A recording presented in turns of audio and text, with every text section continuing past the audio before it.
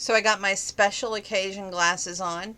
We're going to switch it up. I'm going to do special occasion on this one, and the other one I'm just going to do my everyday glasses. Since I got two pairs for my birthday, I can switch around. Thank you, Grandpa. Anyway, with this one, we're going to do a book review on Susan Mallery's book, Only Yours, Man's Best Matchmaker. Montana Hendricks has found her calling, working with therapy dogs. With a career she loves in her hometown, she adores, and she's finally ready to look for her own happily ever after. Could one of her dogs help her find Mr. Right, or maybe Dr. Right? Surgeon Simon Bradley prefers the sterility of his hospital to the messiness of real life, especially when real life includes an accident-prone mutt and a woman whose kisses make him want and he knows have. Scarred since childhood, he avoids emotional entanglement by moving from place to place to heal children who need a skillful touch. Can his growing feelings for Montana lead him to find a home in Fool's Gold, or will he walk away, taking her broken heart with him? Aww. Okay. To me, I like a story that's couple. And to me, that should have been Montana and Dr. Simon Bradley, as featured on the book. However, when in Fool's Gold, it's featured around a family. So there's Anna, which is Denise, who has been a widow of 10 years. Denise's ex-boyfriend Max, who is Montana's boss. Montana's identical triplets, she's one of 3. Nevada the oldest, Dakota the middle, and Montana the last, plus the 2 brothers, Ethan, and recently divorced Kent, who has a son, Reese, which on page 158, Mom Denise and Kent are looking at this house for Kent, and Reese is to rent, and Denise knows that Kent still loves his ex-wife, Lorraine, but her son needs a dose of reality, and her mom, Denise, doesn't disappoint. So I'm going to go to 158 to read that little bit to you, so stay tuned here. It's been over a year, she said, hoping she sounded more calm and reasonable than she felt. A year. Lorraine isn't on vacation. She walked out on you. And Reese. She left her son, Kent. Not a word, not a note, nothing. This isn't an example of a woman who has feelings. She's not a good person, and she's not coming back. Her son stood there with his back to her. She saw the tension in his back and the way his shoulders hunched, and felt crappy. But more importantly, let's get to Dr. Simon Bradley and Montana's first, meeting where she called him a Mr. Stick-Up-Your-Butt. She was training a new therapy dog, Fluffy, who got loosed in the wound care burn unit of the hospital where Dr. Bradley, he highly disapproves of this dog and his sterile unit, But the main character, which is a 9-year-old, Kalinda Riley, a patient of Dr. Bradley, she was at a family barbecue when the gas exploded. Kalinda was hurt badly. The mom stops out into the hall to talk to Dr. Bradley about the commotion and tells Dr. Bradley that Kalinda asked to see and hold the puppy. After a while, Dr. Bradley tells Mrs. Riley that he will look into therapy dogs for Kalinda. That's such a unique name. And that Max and Montana are talking about the incident.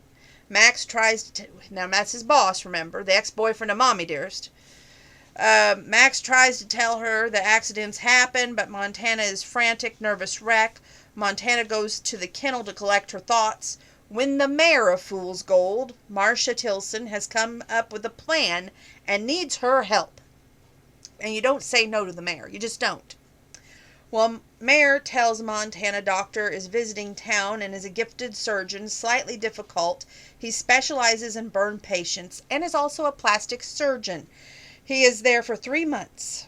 He is known for going to place, performing miracles, and then moving on. She wants Montana's help to convince Dr. Simon Bradley to stay in Fool's Gold. Montana's reluctant because after Fluffy's incident, she just knows that Dr. Simon Bradley hates her. She returns to the house to be informed by her boss Max that Dr. Simon Bradley has in fact called and wants to meet with her that afternoon. Now, Dr. Simon surprises Montana at the kennels. Montana, before Dr. Simon says what he wants to say, well, Montana goes on explaining that it was an accident, that Fluffy's behavior was in training, and how it was truly an accident. And in a cool, calm, confident manner, Dr. Bradley speaks. What do you do here? Tell me about your work that you do. Montana explains the purpose and the need for therapy dogs, and Dr. Simon Bradley informs Montana that he has a need for a dog for his young patient. The two, of course, have to see each other from often, and the relationship grows. On page 154, Montana and Simon chat, and you can clearly see that Simon believed the price to save the world was to sacrifice himself. Montana later reveals that her past as well, which she's had 3 previous relationships, and she never measured up to their expectations. And that's haunted her. And she feels basically that she's immune to love. That is, she's been hurt so much that she can't have love. Dr. Bradley would really have to impress and work hard to be with Montana. I want you to read this book. But on page 294, there's some wise wisdom that is exchanged between Max, her boss, and Montana. And they're talking about how she must have won the fight. And I'm not going to say much on that. I'm just going to read this part to you. You're happier today, he said. Win the fight? There wasn't a fight and there wasn't a win. You were right. He didn't ask me to the fundraiser for the reasons that had nothing to do with me. He was being nice, in a weird, twisted guy way. Gotta take the good with the bad, but you still won. She groaned. Oh, no. If you want to win, then someone inevitably loses. That's not the way to have a good relationship. Both parties have to feel good at the end of the day, or what's the point?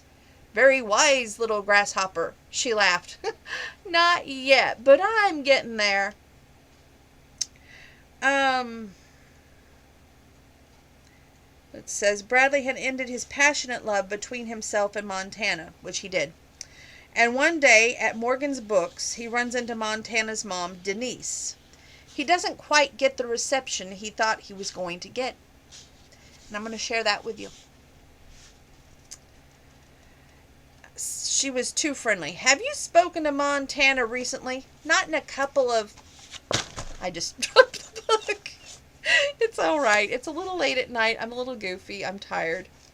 But we're going to get there, I promise. Page 347. Okay. Here we go. Okay. Simon, Denise smiled at him. I haven't seen you in a while. How are you? She was too friendly. Have you talked to Montana recently? Not in a couple days. Why? At last, he thought almost gleefully, she would hate what he had done. We broke up. Denise looked surprised. Oh, I'm so sorry to hear that. It wasn't her, in case you're wondering. It was me. I have to leave soon, and I didn't think we should pursue a relationship. She didn't agree.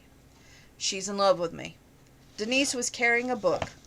Maybe she'd hit him with it. Maybe they would all stand around him, yelling at him, telling him why he was wrong. Instead, she sighed. That makes you a very lucky man. He stared at her, unable to believe what she was saying. Lucky? Having someone love you is an amazing gift, especially if it's someone like Montana.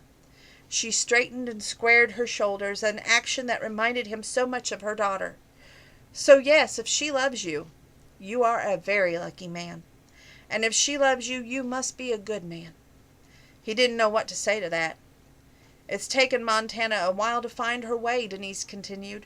She never was quite sure what she wanted to do with her life, but she never stopped searching, and now she's found where she belongs, and I'm so proud of her.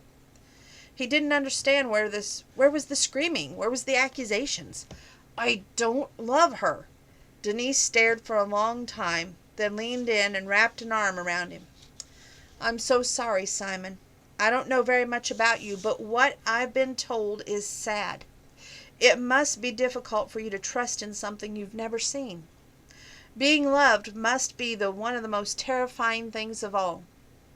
She stepped back and gave him a caring smile. I hope you can have a little faith, if not in Montana, at least in yourself. With that, she turned and walked away. He was left staring at her, more confused than ever, still without a chance at redemption. Okay, now it says we've got to turn the page here. This is a 3-page written review, and if you all had to read my handwriting, you probably couldn't read it either. It's pretty bad. Okay, page 375 to 376 is my last passage that I'll read to you, because I want to leave you with some questions that I hope makes you go to your local library or place you buy books, and you look for this book and read it, because it's so good.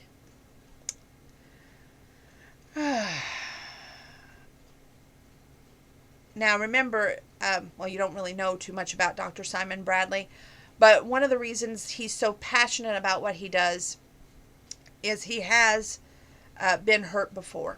That's all I'm going to say, because I want you to read the book. The sun beat down on him, illuminating the ugliness that marred his chest and back. He took her hand in his and pressed it to his heart.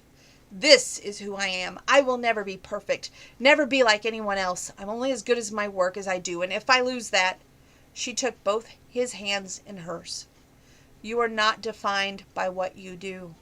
While your work is an extraordinary gift, it's not who you are. You will always be defined by what's inside of you.